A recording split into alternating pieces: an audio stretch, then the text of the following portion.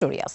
তিনি জানান, হরমুজ প্রণালীতে সম্ভাব্য সামরিক অভিযানের অংশ হিসেবে নেওয়া হচ্ছে এই পদক্ষেপ। মূলত জলপথটিতে পুঁতে রাখা মাইন অপসারণে সহায়তায় আগ্রহী জার্মানি। প্রতিরক্ষা মন্ত্রী জানান, ইরান ও ওমানের অনুমতি পেলে লোহিত সাগর থেকে জাহাজ দুটি অংশ নেবে হরমুজের মাইন অপসারণের অভিযানে।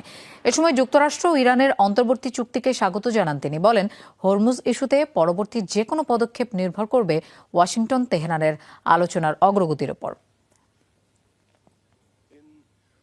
Während wir hier sprechen, fährt unser Minenjagdboot Fulda und der Iran যুক্তরাষ্ট্র চুক্তির পর বিশ্ববাজারে তেলের দাম আরও কমেছে।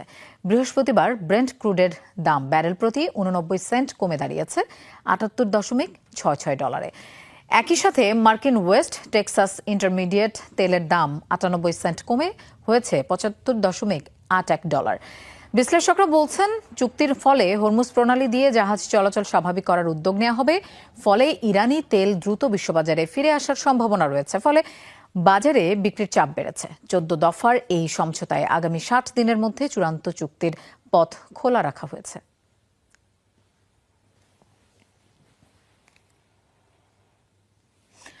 নরেন্দ্র মোদী প্রধানমন্ত্রী থাকাকালে ভারতে হামলা হলে দেশটির পাশে দাঁড়াবে যুক্তরাষ্ট্র। G7 সম্মেলনের সাইডলাইনে হওয়া বৈঠকে এই আশ্বাস দিলেন ডোনাল্ড ট্রাম্প। হরমুজ প্রণালীতে মার্কিন হামলায় 3 নাবিকের মৃত্যুতে দুদেশের সম্পর্ক যখন শীতল,